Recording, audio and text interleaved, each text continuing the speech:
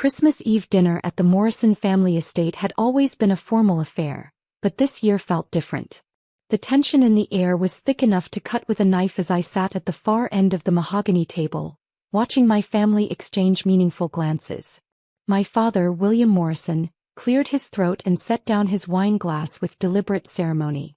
At 62 he still commanded attention in any room, his silver hair perfectly styled and his three-piece suit immaculate even for a family dinner. "Before we continue with dessert, I have an announcement to make," he said, his voice carrying the authority that had built Morrison Industries into a regional powerhouse. "I've been meeting with our estate attorney about succession planning." My stepmother Patricia smiled smugly, while my half-brother Marcus and half-sister Jessica exchanged excited looks. I kept my expression neutral, though my stomach tightened. As you all know, I've built Morrison Industries from a small construction company into what it is today, a $50 million enterprise that employs over 300 people. Dad's eyes swept the table, landing on me last. "I believe in merit-based succession." Marcus leaned forward eagerly. At 30 he'd been groomed his entire life to take over the family business. "What have you decided, Dad?" "The bulk of my estate, the company, the real estate holdings, the investment accounts, will be divided between Marcus and Jessica." Dad's voice was firm and final. "They've both proven themselves capable of carrying on the Morrison legacy." Jessica nodded seriously. At 28 she'd always been the perfect daughter, Harvard MBA, strategic consulting experience, everything Dad valued in a potential successor. "What about Emma?" Patricia asked, though her tone suggested she already knew the answer. All eyes turned to me. At 29 I was the oldest of Dad's children, but also the product of his first marriage, the one that had ended in what he called an expensive lesson in poor judgment. Dad's expression hardened. "Emma has made it clear through her choices that she doesn't value what this family has built. She's chosen to pursue her own path, independent of family support or guidance." "Dad, I've never said I didn't value." "Haven't you?" he interrupted. "You refused the executive position I offered you at Morrison Industries. You turned down the MBA program I was willing to fund. You've spent the last 7 years playing around with computers instead of building something meaningful." Marcus smirked. "The tech entrepreneur phase has been going on for quite a while now, hasn't it, Emma?" "She's living in that tiny apartment downtown," Jessica added with false concern. "I worry she's not being realistic about her future." Patricia nodded sympathetically. "It's admirable to follow your dreams, dear, but at some point you have to face reality." Dad leaned back in his chair, his decision clearly final. "Emma, you don't deserve to inherit anything from this family. You've rejected everything we stand for: hard work, traditional business principles, family loyalty.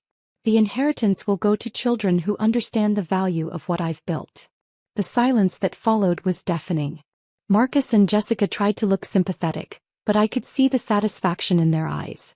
Patricia dabbed at her eyes with her napkin as if this was a difficult but necessary decision. "Does everyone agree with this assessment?" Dad asked, looking around the table. One by one they nodded. Marcus and Jessica nodded enthusiastically. Patricia nodded with feigned sadness. Even my Aunt Linda and Uncle Robert, who rarely spoke up at family gatherings, nodded their agreement. "Then it's settled," Dad announced. "The will has been updated accordingly."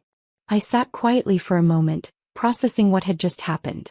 7 years of building my business, 7 years of polite questions about when I'd get serious about my career, 7 years of being treated like the family disappointment had led to this moment. "Emma." Jessica's voice was gentle, but I could hear the underlying triumph. "Are you okay? I know this must be disappointing, but you'll understand when you're older. Dad's just trying to be responsible." I pulled out my phone and opened my investment app. The numbers glowed back at me. $127,342,891.73 in liquid assets across various portfolios. Without saying a word, I turned the phone around and placed it in the center of the table where everyone could see the screen. The reaction was instantaneous. Dad's wine glass slipped from his fingers, red wine spreading across the white tablecloth like blood. Patricia's mouth fell open in a perfect O of shock. Marcus leaned forward so quickly he nearly knocked over his chair. What is that?" Jessica whispered, staring at the numbers on my phone. "That's my investment portfolio. I said calmly. Current value as of market close today. $127.3 million. Dad's face had gone completely pale. That can't be real. I swiped to another screen showing my business holdings. This is my stake in Cloud Vault Technologies, the cybersecurity company I founded 4 years ago. We were acquired by Tech Global last month for $340 million. My 60% ownership stake netted me $204 million before taxes. Marcus was shaking his head frantically. No, Emma, that's impossible. You live in a tiny apartment. You drive a 10-year-old Honda. I live simply because I choose to. The apartment is actually a penthouse that I own along with the entire building. The Honda is reliable and efficient for city driving. I also own a Tesla Model S for longer trips, but I rarely need it since I work from home most days. Patricia found her voice. But we thought your computer business was just a hobby. A phase you were going through. Cloud Vault Technologies employed 847 people before the acquisition. We provided cybersecurity solutions to Fortune 500 companies including 3 major banks, 2 healthcare systems and a government defense contractor. I swiped to another screen showing my real estate holdings. I also own commercial real estate in downtown Portland, Seattle and San Francisco, valued at approximately $78 million combined. Dad was gripping the edge of the table, his knuckles white. How is this possible? Hard work, Dad. Traditional business principles. Everything you taught me, actually. I looked around the table at their stunned faces. The difference is I applied those principles to industries you didn't understand. Jessica's voice was barely a whisper. You're worth over $300 million? After taxes and reinvestment, my current net worth is approximately $290 million. But that's not the shocking part. Everyone leaned forward. I swiped to a new screen on my phone. This is the Morrison Industries acquisition proposal I received 3 weeks ago from Preston Development Group. Dad's face went from pale to gray. What acquisition proposal? Preston wants to buy Morrison Industries. They've offered $47 million for the company, which is actually quite generous considering your revenue decline over the past 2 years. Marcus was shaking his head. That's impossible. We haven't heard from any Preston Development Group. That's because they sent their initial inquiry to me. You see, I own Preston Development Group. The silence was so complete I could hear the grandfather clock ticking in the hallway. You own the company that wants to buy Morrison Industries? Dad's voice was hoarse. I founded Preston Development Group 18 months ago as my real estate and construction investment arm. When my research team identified Morrison Industries as an undervalued acquisition target, I had them prepare a formal offer. Patricia's hands were shaking. You were going to buy Williams' company? I was considering it. Morrison Industries has good bones but poor management and outdated technology systems. With proper investment and modernization, it could be worth twice what I offered. Dad seemed to be struggling to breathe. You looked at my company like a business opportunity? I look at all undervalued assets as potential opportunities, Dad. That's how I built my wealth. I turned the phone back toward myself and closed the app. But here's the thing, I never intended to actually purchase Morrison Industries. What do you mean? Marcus asked frantically. I was planning to offer it back to you, Dad, for $1. After I modernized the systems, expanded the client base and secured the company's future, I was going to gift it back to the family. Jessica was crying now. Why would you do that? Because despite everything, you're still my family. I may not have valued your approval, but I've always valued your well-being. Dad's voice was broken. We just disinherited you because we thought you were a failure. I know. But you're more successful than all of us combined. Success isn't a competition, Dad. At least it shouldn't be within a family. Uncle Robert finally spoke up. Emma, why didn't you ever tell us about your achievements? I thought about how to answer that honestly. Because every time I tried to share good news about my business, I was told it wasn't real work, or that I should focus on something more stable. Eventually, I stopped trying to explain what I was building. Aunt Linda was dabbing at her eyes. We thought you were struggling. We were worried about you. I appreciate that you were worried. But none of you ever asked me directly about my finances or my business success. You made assumptions based on my lifestyle choices. Marcus leaned back in his chair looking defeated. The tiny apartment, the old car, the simple clothes. We thought those were signs of failure. They're signs of someone who doesn't define themselves by material possessions. I live comfortably, but I don't live extravagantly. Most of my wealth is invested in growing businesses and real estate, not luxury items. Dad was staring at his hands. Emma, I owe you the biggest apology of my life. Dad, you don't. Yes, I do. He looked up at me with tears in his eyes. I just disinherited my most successful child because I was too proud and too stubborn to see what you had accomplished. Patricia was sobbing openly now. Emma, we're so sorry. We misjudged everything. The real question, I said gently, is where do we go from here? Jessica wiped her eyes. What do you mean? I mean, do we let this moment divide our family further, or do we use it as an opportunity to build something better? Dad's voice was shaky. What are you proposing? I pulled out a folder from my purse. I had my attorney prepare some documents before I came to dinner tonight. I had a feeling this conversation might happen. Marcus eyed the folder warily. What kind of documents? Trust documents. I'm establishing the Morrison Family Trust with an initial funding of $50 million. The trust will provide for family members' education, healthcare, housing, and business ventures for the next 3 generations. The table was silent except for Patricia's quiet crying. Additionally, I continued, I'm moving forward with the modernization plan for Morrison Industries, but instead of acquiring it, I'm offering a partnership. My company will provide the capital and technology upgrades, while the Morrison family retains ownership and control.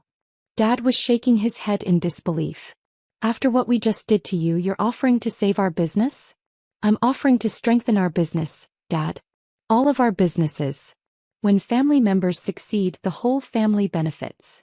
Jessica reached across the table and took my hand. Emma, this is incredibly generous, but we don't deserve this. Deserve is a complicated word, Jess. Do any of us really deserve the circumstances we're born into? Do we deserve our talents, our opportunities, our lucky breaks? I squeezed her hand. What matters is what we do with what we've been given. Marcus was studying the documents. This trust. It's designed to help family members start businesses. Among other things. Education funding, seed capital for entrepreneurs, emergency assistance, healthcare support. I want our family to be a launching pad for success, not a safety net that enables complacency. Dad wiped his eyes with his napkin. How do we make this right, Emma? How do we rebuild our relationship with you? By starting over. By asking questions instead of making assumptions. By celebrating each other's successes instead of dismissing them. Uncle Robert spoke up again. Emma, can I ask you something personal? Of course. Are you happy? With all this success, all this wealth, are you happy? I considered the question seriously.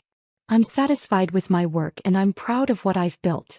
But the happiest moments in my life have always been family moments, birthdays, holidays, celebrations. That's what I've missed most over the past few years. Patricia looked up through her tears. We've missed you too, dear. We didn't know how to bridge the gap. The gap was built on misunderstanding, I said. We can tear it down the same way. Dad reached for the trust documents. May I look at these?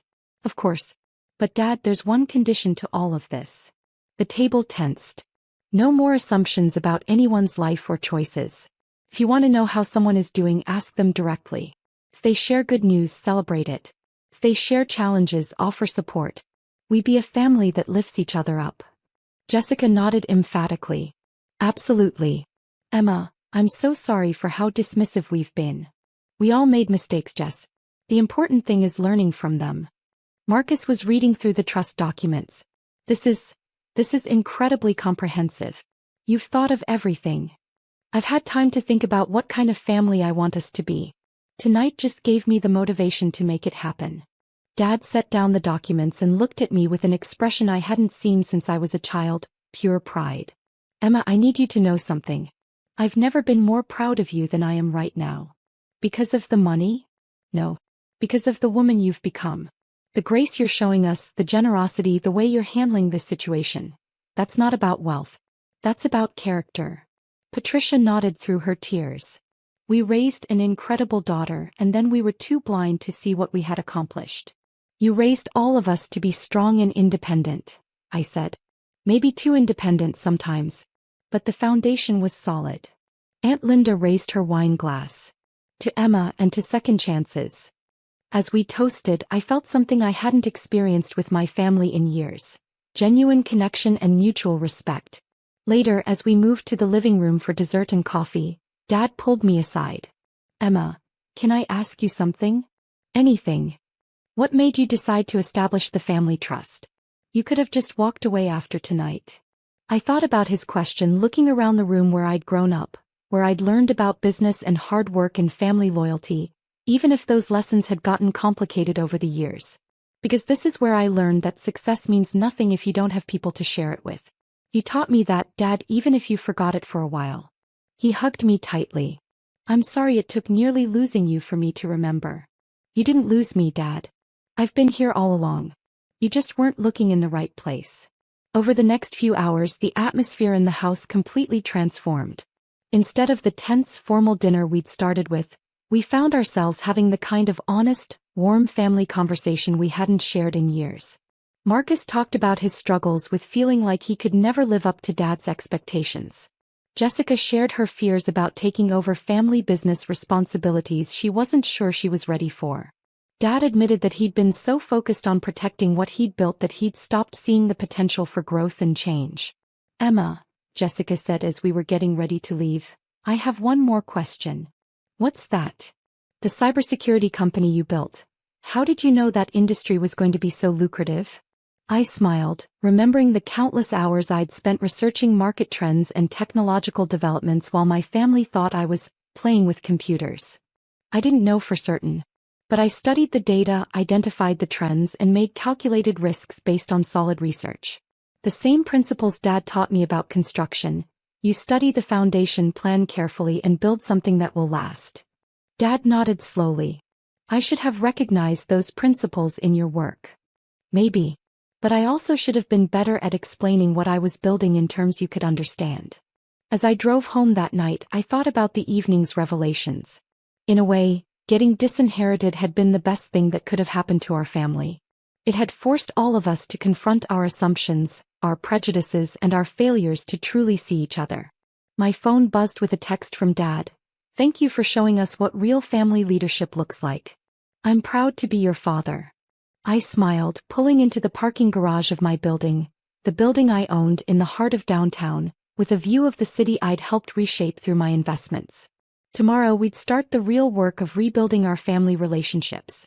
There would be legal documents to finalize, business partnerships to structure, and years of misunderstandings to work through. But tonight, for the first time in years, I felt like I had my family back. And that was worth more than all the investment portfolios in the world.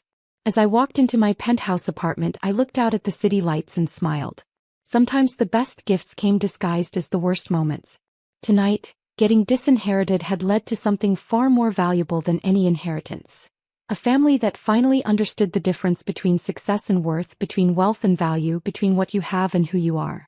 And that understanding, I knew, would be the foundation for building something even better together. Hi, I'm Laura. Today, I'm going to tell you my story. Have you ever felt like life was finally perfect, only for someone to come along and fix what wasn't broken? That was me, 6 months ago. I had just married James, the love of my life. I had landed a promotion as a marketing executive at a prestigious firm. We'd moved into our dream home in the suburbs. Everything was falling into place. Then came the dinner invitations. Honey, Mom and Dad are coming over again tonight, James said, poking his head into my home office as I polished my presentation. Again? That's the third time this week. Dad just misses me, that's all. I knew exactly what Frank, my father-in-law, missed: control. He had opinions about everything, particularly about a woman's place in the home. That evening, his voice boomed through the kitchen the moment he arrived. Laura, darling. Working late again. He shook his head in mock disapproval. Tisk, tisk. Actually, I just got promoted, I said, forcing a smile. James, son, how do you survive on takeout? Frank went on, shaking his head. When your mother and I were newlyweds, she always had dinner ready by 6.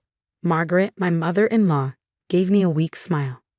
Frank, she murmured, Laura has a demanding job. Too demanding, if you ask me, Frank scoffed. A wife's priority should be her home. I felt James tense beside me, but he busied himself unpacking the takeout containers, anything to avoid confrontation. My career is important to me, Frank, I said, keeping my voice steady. James and I share responsibilities. Frank let out a low chuckle. That's not how I raised my son. The doorbell rang, and James's sister, Emma, strolled in, perfectly timed as always. Dad's right, Laura, she chimed. I manage my boutique part-time so I can maintain a proper home. Didn't your mother teach you traditional values? My mother taught me to be independent. Which is admirable, Frank cut in. But now you're a wife. Different priorities. I caught Margaret's gaze, but she quickly looked down at her plate. Then Frank cleared his throat. Speaking of priorities, Margaret and I have an announcement. James perked up. What kind of announcement? Our house is undergoing renovations, Frank said, locking eyes with me. It'll take a few months, so we'll need a place to stay. My stomach dropped. We have plenty of room, James said, already nodding enthusiastically. Right, honey? I turned to Frank just in time to catch his satisfied smirk. The perfect storm was brewing in my perfect life, and something told me it was about to get a whole lot worse. Emma clapped her hands. Oh, this is wonderful. Now Dad can teach you how to be a proper wife, Laura. The takeout in my stomach turned to lead. Margaret wouldn't meet my eyes. James was beaming.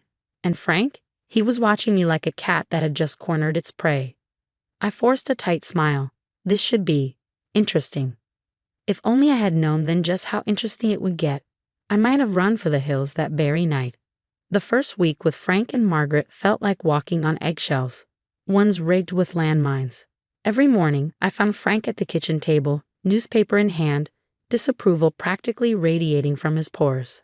Another early meeting, Laura? He asked one day, lowering his paper as I grabbed my travel mug. It's barely 7 a.m. That's corporate life for you. A wife rushing out before making her husband breakfast, he mused. Times sure have changed. I caught Margaret hovering near the stove, already dressed to clean. I'll take care of breakfast, dear, she said softly. James won't go hungry. Frank gave a satisfied nod. See, your mother-in-law understands family values. That evening, I came home to find Emma in my kitchen, stirring something that smelled incredible. Frank beamed at her like she'd just cured cancer. Now this is what coming home should feel like. Emma drove over just to make dinner, he added.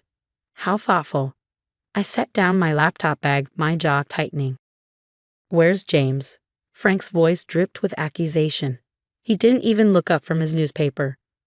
Poor boy practically lives at the office now that his wife is never home.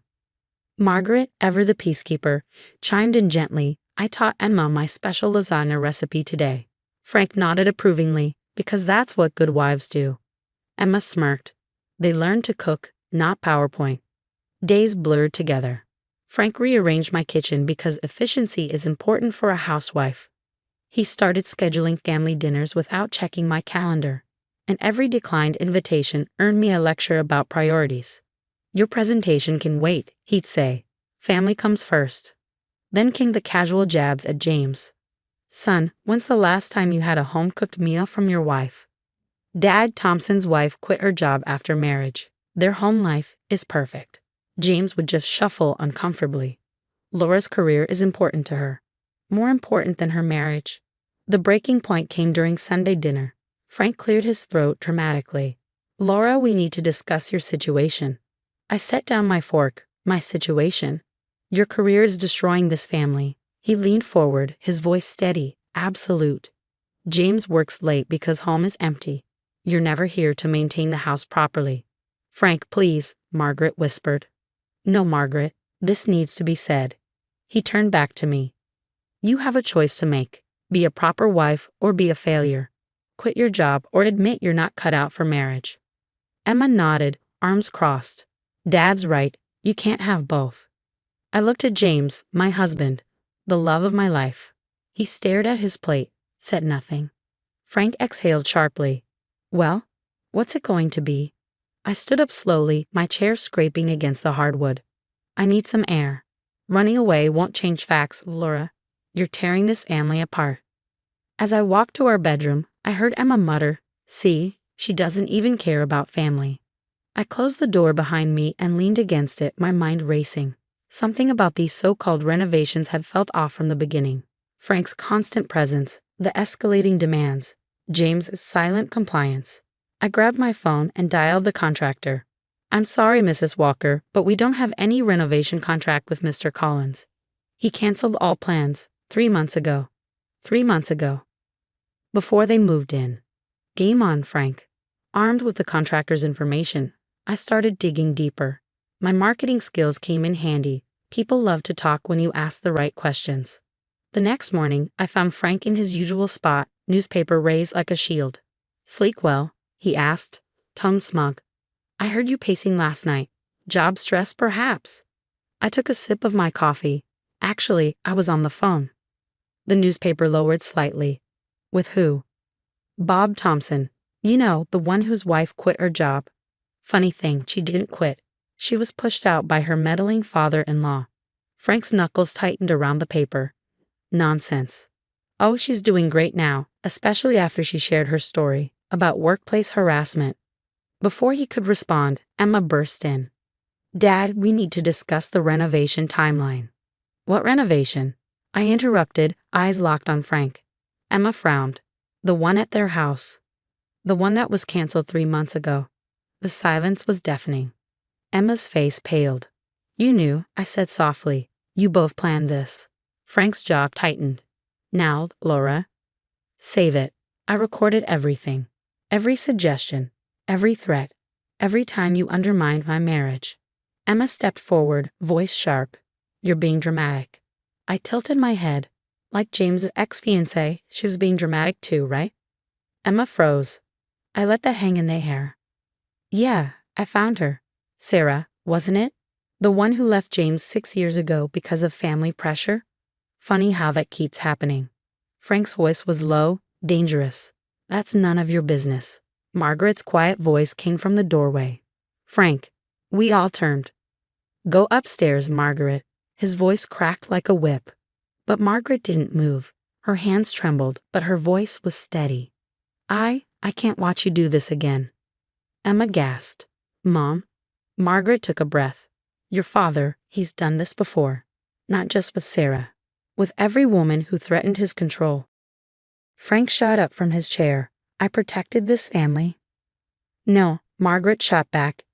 "You controlled it." I pulled out my phone and hit record. "Tell me more, Margaret." And she did. Years of manipulation. Careers sabotaged. Relationships destroyed. All to maintain Frank's perfect family image. I turned to Emma. "Does James know?" Margaret sighed. "James sees what Frank allows him to see." Emma's voice was barely above a whisper. "Sarah didn't leave because of cold feet. She left because Dad threatened to ruin her law career." Margaret nodded. "Just like he's trying with you, Laura." Frank slammed his fists against the table. "This discussion is over." I smiled. "Actually, it's just beginning." I picked up my phone. "I'm hosting a dinner tomorrow night. James' entire business circle will be there. Partners, clients, everyone." Frank's face darkened. "You wouldn't dare." "Watch me." I leaned in. "Oh, and Frank, I invited Sarah. She's very excited to finally tell her story." Emma inhaled sharply. "You'll destroy this family." I met her gaze, unflinching. "No, I'll save it." I turned to Margaret. "There's a guest room at my friend Lisa's place. Pack a bag." Frank's face twisted in fury. "Margaret, don't you dare." I already did. Her voice was quiet, but firm. "This morning." I watched Frank's world crumble in real time. 35 years of control, undone in 30 minutes. "Oh, and one more thing," I added. "Those recordings, already backed up to the cloud. Try anything tonight, and they go public tomorrow." I helped Margaret gather her bags, but Emma hesitated. "Laura, wait." Her voice was shaky. "There's more you should know. About James. About what Dad made me do." I paused. "Tell me everything." And the next hour revealed the full scope of Frank's manipulation. Each story worse than the last. Tomorrow would be a reckoning. 35 years in the making. As we stepped outside, I turned to Margaret. Ready for dinner? She squared her shoulders, a quiet strength settling over her. More than ready. From the window, Frank watched us leave, his empire crumbling around him. Tomorrow couldn't come soon enough. The dining room buzzed with conversation. James's business partners, their spouses, even Sarah. Everyone who mattered in our social circle was there. Frank sat stiffly at one end of the table, looking like a man awaiting execution. Lovely party, Laura, Mrs. Anderson purred, our biggest client's wife. Though I'm surprised Frank's home renovations aren't finished yet. I smiled, tapping my glass with a fork. About that. The chatter died down. Frank's shoulders tensed. I have an interesting story to share. James frowned. Honey. Frank's face darkened. Laura. I met his gaze head on. Did you know Frank canceled the renovation contract 3 months ago? A pause. The kind that pulls oxygen from the room. Before moving in, I let the words settle, and when I looked deeper, I found a pattern. Emma stared at her plate. Margaret sat rigid, eyes fixed ahead. I turned to Sarah. Would you like to start? She hesitated, then lifted her chin. 6 years ago, I was a law student. Frank told me I was too ambitious, that I'd make a terrible wife. Then, my internship mysteriously fell through. James's head snapped up. What? Dad said you left because. Sarah's voice wavered, but she pushed forward. Because your father threatened to call every law firm in the state if I didn't leave you. The murmurs swelled. Mr. Thompson, James's senior partner, leaned forward. That's a serious accusation. I pulled out my phone. Oh, I have proof. A single press of a button, and Frank's voice filled the room. Quit your job or admit you're not cut out for marriage. More recordings played, each one worse than the last.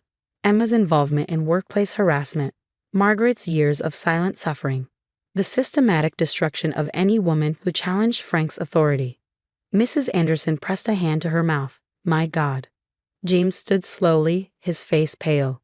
Dad, tell me this isn't true. Frank's mask cracked. Everything I did was for this family, he roared. These career women filling your head with ideas. These career women, Mr. Thompson interrupted coldly, are our biggest clients, who you've just insulted. In their presence, the aftermath was swift. Thompson terminated their business partnership on the spot. Other partners followed. Frank's carefully built network collapsed in minutes. James, Frank pleaded. Son. James didn't yell, didn't rage. He simply met his father's eyes and said, Get out. James. Get out of our house. A hollow silence. Then Emma stood. I'm sorry, Dad. I can't. Her voice shook. I need to fix what I've done. Starting with an apology to everyone I helped you hurt. Frank's chest rose and fell, his world slipping from his grasp. No allies. No power. No control. By the end of the night, Frank left alone. His empire in ruins. 1 year later, our home is peaceful. James and I are stronger, working through the damage in counseling. Emma is rebuilding relationships, especially with Sarah, now a successful attorney.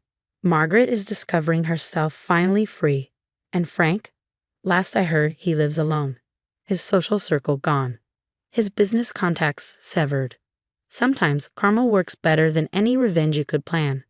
One evening, as James and I lay in bed, he whispered, You saved us. I smiled. No, we saved ourselves. We just needed someone to break the silence. Because silence lets abuse continue. But silence can also be broken. And when it shatters, it takes every lie down with it. My scars may be silent, but my voice, it's louder than ever. Hi, I'm Susan. I never thought I'd be telling this story, but here I am, 19 years old, about to share how my mother revealed her true colors in the worst possible way. It started with the lumps. Small ones at first, along my neck. I ignored them for weeks, assuming they'd go away. Then came the night sweats, the exhaustion that no amount of sleep could fix. Ashley, my best friend, was the first to notice. Girl, you look awful. Have you seen a doctor? She asked during one of our late-night study sessions. It's probably just stress from finals. No way. You're calling a doctor right now, and if you don't, I'm driving you myself. That was Ashley, stubborn and caring, a mix that never took no for an answer. She sat there, arms crossed, watching me dial. My mother, Sandra, was less concerned. Honey, you're being dramatic. Besides, I have my charity gala this weekend. You know how important these events are for our image. That was my mom, always more worried about appearances than reality. Living in her mansion with Richard, my stepdad, she had transformed into someone I barely recognized. Designer clothes, country club memberships, the perfect socialite. Then came the test results. Mrs. Thompson, the doctor said, voice calm but firm. The results are conclusive. Susan has stage 2 lymphoma. My mother's perfectly manicured hand tightened around her designer purse. Treatment options, she asked, her voice sharp. We need to start chemotherapy immediately. Given the type and stage, we're looking at a comprehensive plan. With your insurance, the cost will be approximately $175,000. Silence. Then that look. The one where her smile stayed frozen, but her eyes turned cold. Richard and I will need to discuss this, she said, rising from her seat and smoothing her skirt. We'll be in touch. Mom, what are you talking about? I asked, panic creeping into my voice. The doctor said immediately, Not now, Susan. That tone, the one that meant trouble. Mrs. Thompson, the doctor tried again. We really should admit Susan today. I said we'll discuss it. Her voice echoed through the sterile room. Then she turned and walked out, heels clicking against the tile floor. I scrambled after her, my heart pounding. Outside, she stopped abruptly. Get your things from the car. What? Your phone. Your bag. Get them now. My hands shook as I obeyed. The moment I shut the car door, she slid into the driver's seat and started the engine. Mom, what are you doing? She gripped the wheel. I can't do this, Susan. Do you know what this would do to our lifestyle? To my reputation. Richard's business associates' wives all have perfect families. I can't have a sick daughter right now. Mom, please. But she was already pulling away. I stood there, my purse clutched against my chest, watching her expensive SUV disappear around the corner. I called Ashley immediately. My voice cracked. Ash, I need you. Mom she just left me here. What? Stay right there. I'm coming. Don't move, okay? I sank onto a nearby bench, the crumpled diagnosis paper in my hand. Around me, families walked in and out of the cancer center. Normal families. Families where mothers didn't abandon their daughters at the worst moment of their lives. The hospital social worker's office felt smaller than it was, crammed with filing cabinets and paperwork. Maria, the social worker, had been reviewing my case for the past hour. She glanced at me with kind eyes, but her voice was all business. Sweetie, there's something else we need to discuss. I've been looking into your financial situation to help with treatment coverage. Ashley squeezed my hand as Maria pulled out a file. Your college fund was emptied last month.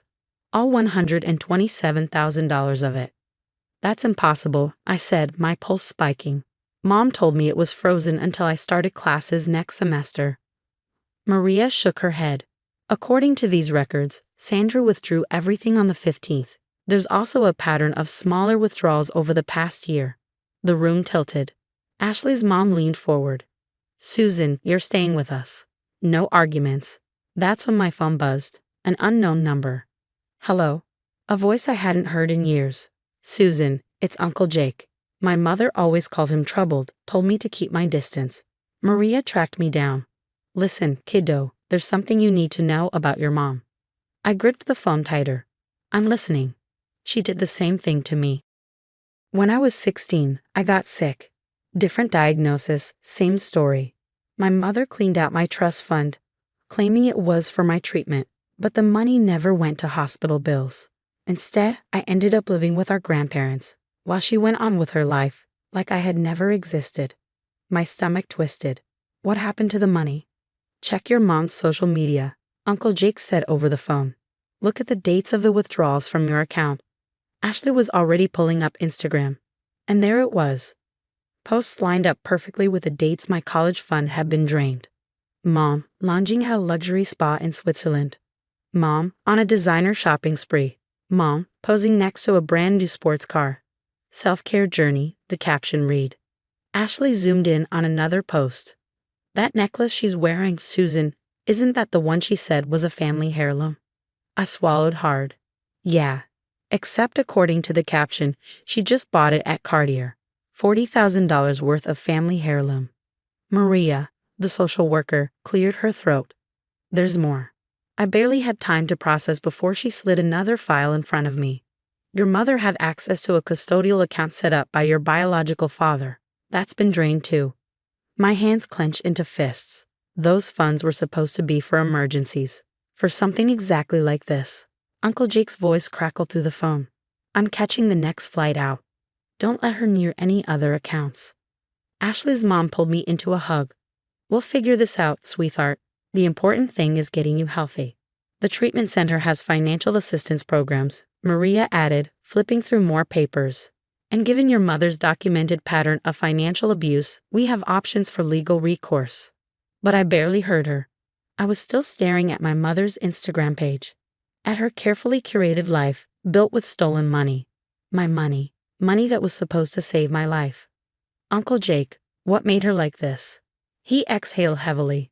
She's always been this way, kiddo. Some people just hide it better than others. But this time, she's not getting away with it. That night, Uncle Jake spread the documents across Ashley's dining room table. Each paper revealed another piece of Mom's twisted history. Look at this, he said grimly. She did the same thing to 3 different relatives. Emptied their accounts, disappeared, then showed up years later like nothing happened. Ashley recorded everything on her phone. The dates matched perfectly with her social media posts. Every time she drained an account, she went on these crazy shopping sprees. And then my phone started buzzing. Texts. Calls. Mom. Now that the local news had picked up the story, mother abandoned sick daughter at cancer center. She was desperate to fix things. Sweetheart, you're making our family look terrible. Just come home and we'll sort this out. Can't we just move past this unfortunate misunderstanding? Think about what this is doing to Richard's business reputation. Ashley's dad glanced over my shoulder at the messages. Keep everything. Every text, every voicemail. We're building a case. Then came the hospital's annual charity gala. She didn't know I'd be there. Maria had arranged for me to speak, an anonymous patient sharing the struggles of young cancer survivors. I was backstage when I heard her voice. I've donated thousands to this hospital, she was saying, smooth as ever. My daughter Susan is a patient here. She's just confused right now, going through a difficult time. I stepped onto the stage. My headscarf was neatly arranged, my hands steady. Really, Mom? My voice rang through the hall. Is that what you call stealing my college fund and abandoning me after my diagnosis? Silence. Richard, my stepdad, stood up from his table. Sandra, what is she talking about? Her smile barely faltered. She's confused, Richard. The illness is affecting her judgment. Uncle Jake's voice cut through the room. Should we talk about what happened when I got sick at 16, Sandra? Or about Cousin Anna's trust fund? Mom's mask cracked. You shut your mouth, she snapped, her voice shrill. You've always been jealous of my success. Uncle Jake laughed bitterly. Success? You mean the money you stole from your sick daughter? She lunged toward the stage. Her designer dress caught on a chair. You ungrateful brat. I gave you everything. My heart pounded. But my voice didn't shake. You gave me nothing. You took everything. Richard turned to Uncle Jake, eyes scanning the documents. His face turned ashen. The company donations, Sandra, tell me you didn't. Her mascara was running now. Richard, baby, I can explain. Explain what? He shot back. How you've been stealing from your own daughter? From the hospital's charity fund. Desperate, she turned to the crowd. You don't understand. I deserve nice things. I've worked so hard to fit in with all of you. Ashley stood up, phone still recording. Is that what you call stealing from cancer patients? Working hard? Mom lost it, screaming, pointing at everyone. They're lying. They're all lying. I'm the victim here. Security started moving in. Richard turned to Maria. Get me the treatment paperwork. I'm covering everything. And as they dragged her from the ballroom, her shrieks echoed against the walls. You can't do this to me. Do you know who I am? Turns out, we all finally did. 6 months into my treatment, the courtroom felt colder than the chemo room. The prosecutor laid out everything. Every stolen dollar. Every abandoned relative. Every manipulative message. Mom sat at the defense table in last season's clothes, looking smaller without her usual designer labels. The defendant showed a clear pattern of financial exploitation, the prosecutor stated, targeting Miss Thompson during her medical crisis. Under state law, her daughter's cancer-related dependency classifies this as elder abuse despite her young age. The evidence was overwhelming. Uncle Jake's medical records, the drained accounts, the texts, the videos from the gala. Mom's old country club friends whispered in the gallery, watching their former queen bee fall from grace. In light of the defendant's actions, the prosecutor finished, "We're seeking the maximum penalty." Richard testified about the missing charity funds. And Mom? She just sat there, silent. For the first time in her life, she had nothing left to say. She didn't just steal from me. She stole from other cancer patients through our foundation. Mom's lawyer scrambled for damage control. My client was simply maintaining her family's standard of living by stealing her daughter's cancer treatment money. The judge wasn't having it. The verdict came fast. Guilty, on all counts. Mom's perfectly styled hair couldn't hide her shock when they led her away in handcuffs. Outside the courthouse, Richard handed me a folder. "The divorce is final. I've set up a trust for your ongoing care, one only you can access." 3 more months of treatment followed. But this time, something was different. I had real support. Ashley and her family, Uncle Jake, Richard. Even my nurses celebrated each small victory. And then came the day we'd been waiting for. My scan results were clear. No sign of cancer. We planned a small celebration at Ashley's house. Nothing big, just my real family, the people who had stood by me. That's when Mom showed up. Fresh out on bail pending appeal, wearing a knockoff designer dress. "I'm here to celebrate my daughter's recovery." Ashley's dad stepped in. "Sandra, you need to leave." She scoffed. "You can't keep me from my own daughter's party. I'm her mother." Uncle Jake's voice was ice. A mother who stole her daughter's cancer treatment money. Her eyes darted between us. "I did everything for her. I sacrificed." I finally found my voice. "You sacrificed nothing. You stole everything. And you are not welcome here. But I'm your mother. You have to forgive me." I met her gaze, steady and unwavering. "I don't have to do anything." I turned to the people beside me. "My real family is here. The people who showed up when you ran away." She lunged forward, trying to grab me. Richard caught her arm. "That's another violation of the restraining order, Sandra." The police arrived within minutes. As they took her away again, she was still screaming about forgiveness and family obligations. But inside, surrounded by the people who actually loved me, I finally felt free. Ashley raised her glass. "To kicking cancer's butt." Uncle Jake smirked. "And to real family." Richard's voice was quiet but firm. "To justice." I looked around at my true family, the ones who stayed, who fought, who cared. Mom may have stolen my money, but she gave me something priceless in return. The clarity to see who really deserved a place in my life. I lifted my glass. To new beginnings. And for the first time in a long time, I truly meant it. What would you do if your own mother stole your life-saving treatment money for luxury shopping? Would you ever forgive her, or would you press charges and cut her out of your life completely? Some say family deserves endless chances. Others believe toxic family members should face consequences just like anyone else. Where do you draw the line between loyalty and self-protection? Drop your thoughts in the comments below. I'd love to hear your perspective.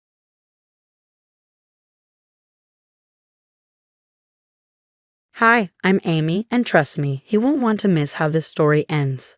3 years ago, life was perfect.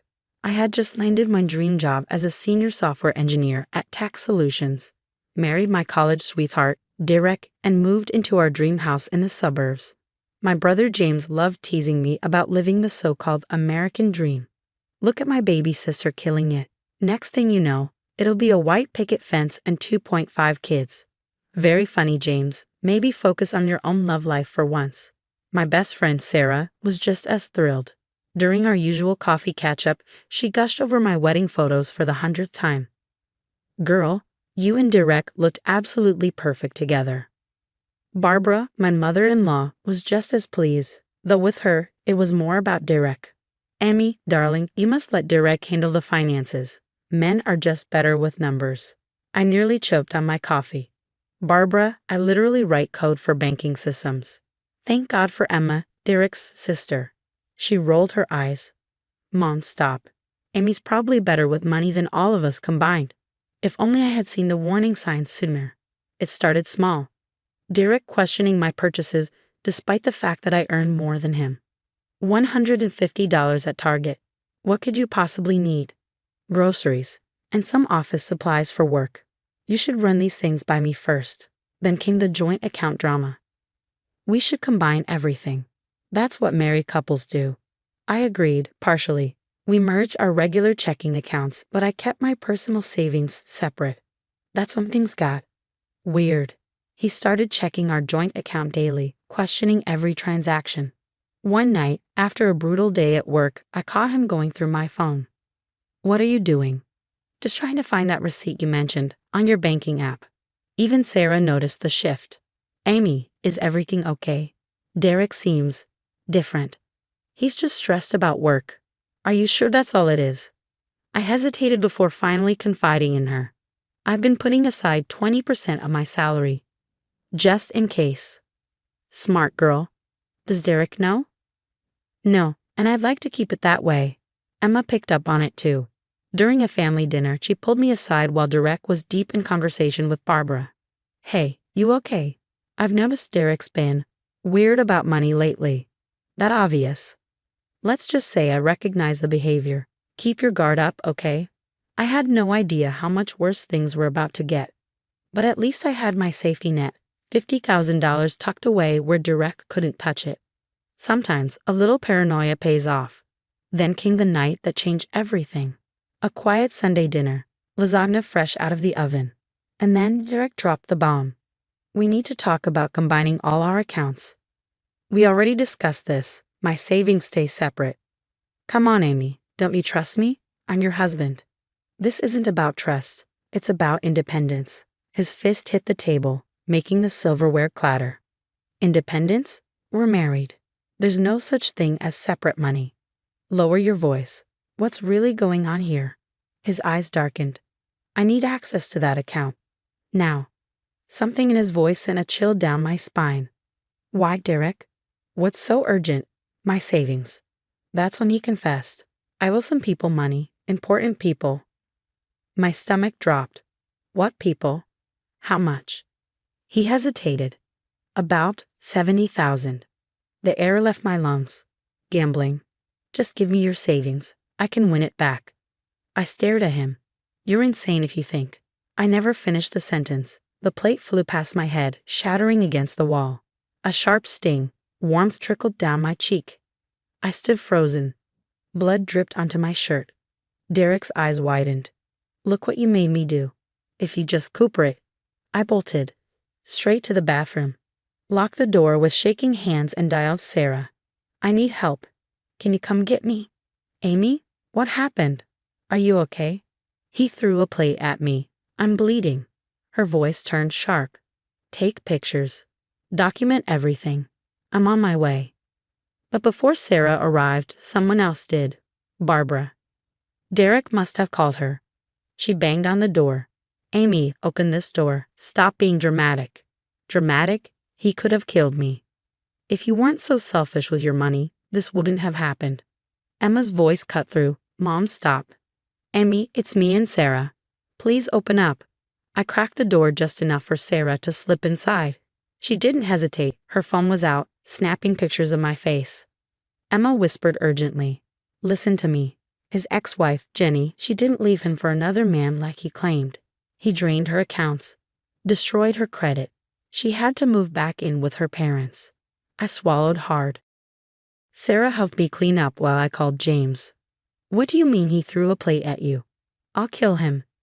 No, James. I need somewhere to stay. Pack a bag. I'm coming to get you. Sarah glanced at me. He's still out there. Emma and I will handle Derek. You slip out through the bathroom window. James can pick you up at the corner. From the kitchen, Derek and Barbara's voices grew louder. She's overreacting. I didn't mean to. Shut up, Derek. You're lucky if she doesn't press charges. I reached under the sink, grabbing the emergency bag Sarah had insisted I packed months ago. Passport, cash, essentials. My hands trembled as I unlatched the window. Your sister always was a gold digger, Barbara spat at Emma. Our brother-in-law is an abusive gambling addict, and you're defending him. Their voices faded as I climbed out. James was waiting, engine running. Get in, you're staying with me until this is sorted out. As we pulled away, my phone vibrated nonstop. Derek. Baby, I'm sorry. Please come back. We can work this out. I turned off my phone. There was no going back. At James's house, my hands shook as I logged into our bank accounts. No. That's impossible. James peered over my shoulder. What's wrong? He cleaned out everything. Our joint savings, checking, even our vacation fund. Almost 40 grand. Gone. James grabbed his phone. I'm calling the police. 2 officers arrived within the hour. Officer Martinez took photos of my face while Officer Chen asked questions. When exactly did the incident occur? Around 6. I have photos, time-stamped. Then Sarah and Emma arrived, bringing something else with them. Emma pulled out her phone. I've been documenting Derek's behavior for months. Screenshots, weird messages, recordings of him yelling about money. And look at this. Jenny sent me everything. Bank statements, credit reports, all showing the same pattern of financial abuse. Sarah turned to the officers. Can we submit these as evidence? Officer Chen nodded. Absolutely. This helps establish a pattern. Then my phone buzzed. Barbara. How dare you humiliate my son like this? He provides everything for you, you ungrateful little. Emma scoffed. Mom's telling everyone you're a money-hungry liar trying to ruin Derek's life. She's even calling your job. What? My stomach twisted. Sarah didn't hesitate. I'm calling Mark from HR. 20 minutes later, Mark confirmed new security measures. Derek won't get near you at work. His photo is already distributed to security. You take all the paid leave you need. Work remotely. We've got your back. Officer Martinez returned with paperwork. Here's your temporary restraining order. He can't come within 500 feet of you or your workplace. What about the money he stole? Document everything for your divorce lawyer. Sarah smirked. Already handled. My cousin Anna is the best divorce attorney in the state. She's meeting us tomorrow. Then another text from Derek. You're really getting the cops involved. After everything I've done for you, you're nothing without me. Emma's phone pinged. Jenny says he did the same thing to her. First the control, then the violence. She's willing to testify. James paced, furious. He's been sending me threats too. Says he'll find you no matter what. Officer Chen nodded. Save everything. Each threat strengthens your case. Sarah wrapped an arm around me. We're not letting him get away with this. Officer Martinez spoke. The hearing for a permanent restraining order is next week. Between the photos, witness statements, and his threats, he doesn't have a leg to stand on. Then Emma's phone pinged again. Great. Mom's telling the whole family you're having a mental breakdown and Derek's the real victim. Sarah rolled her eyes. Let her talk. We have actual evidence. I caught my bruised reflection in the window. 3 years of marriage, ending like this. But as I looked at the people rallying around me, I realized something. I wasn't alone. And Derek? He had no idea what was coming. I was finally settling into my new routine at James's house when... Bang, bang, bang. The pounding at the door jolted me awake. 2 a.m. Amy, I know you're in there. Just give me 5 minutes. James grabbed his phone. I'm calling 911. You're ruining everything. Derek's voice was raw, desperate. All I need is the money to fix this. Headlights flooded the driveway. Sarah's car. She had been staying over that week. She stepped out, voice sharp. Step away from the door, Derek. Cops are already on their way. Derek spun toward her, rage twisting his face. You turned my wife against me, you meddling. Then, sirens. 2 patrol cars screeched to a halt. Hands where we can see them. They cuffed him just as Barbara's car screeched to a stop. What are you doing to my son? She shrieked, stumbling out. Amy, stop this madness. Officer Chen stepped between us. Ma'am, step back. Your son violated a restraining order. Derek thrashed as they loaded him into the squad car. Amy, you can't do this to me. But I already had. The courthouse. The next morning, Anna laid out our case with ruthless efficiency: assault, harassment, financial abuse, violating a court order. He's looking at serious time. Barbara cornered me outside the courtroom, her voice low and urgent. He's your husband, Amy. You can't do this to him. I met her gaze. Like he did to Jenny. Her lips thinned. That was different. Emma stepped between us. Save it, Mom. I'm testifying against him today. Inside, Emma's words cut like knives. He bragged about bankrupting Jenny, said any woman who wouldn't share her money didn't deserve to keep it. Derek's face turned purple. You're my sister. How could you? Emma didn't even blink. You threw a plate at her head. How could you? The judge wasn't impressed by Derek's tantrum. Mr. Thompson, control yourself or I'll have you removed. By afternoon, the verdict was in. Derek got 18 months for assault and violating the restraining order. His company fired him the same day. Turns out, they had a zero-tolerance policy for domestic violence convictions. Outside the courthouse, Barbara made one last attempt. He's getting help. Anger management, gambling addiction therapy. Just talk to him. I smiled coldly. Like Jenny talked to him? No thanks. 3 months later, the divorce was finalized. Anna shredded his pathetic attempts to claim my savings, the separate account, never marital property, and with the documented abuse, I got everything. The house, my full savings, half of what he stole from our joint accounts. Sarah hosted a freedom party at her place. James, Emma, even Jenny came. Sarah lifted her glass to Amy, who saved herself and got justice. Jenny hugged me tight. Thank you for doing what I couldn't. You survived him. That's what matters. Emma glanced at her phone and laughed. Mom's posting Bible quotes about forgiveness again. James smirked. How's Derek enjoying prison? His cellmate doesn't appreciate his temper tantrums as much as Mom did. Laughter filled the room, warm and unshakable. I looked around at the people who stood by me. My brother, who gave me shelter. My best friend, who never doubted me. My sister-in-law, who chose truth over family loyalty. Jenny, whose warning helped save me. I couldn't have done this without you all. Sarah refilled our glasses to freedom, justice, and keeping our own damn money. As we toasted, I felt something I hadn't in years. Peace. Derek thought he'd break me, but all he did was make me stronger. And my savings? Still growing, still mine, and now completely untouchable. Because sometimes the best revenge isn't revenge at all. It's living well, with a restraining order and a great support system. What would you do if you discovered your spouse was tracking your finances and hiding a gambling addiction? How would you handle it? Was Amy right to keep her savings account secret from the beginning, or should married couples always have complete financial transparency? Let's talk in the comments. I'd love to hear your thoughts. And if this story resonated with you, don't forget to like, subscribe, and hit the notification bell to hear more real stories about overcoming toxic relationships.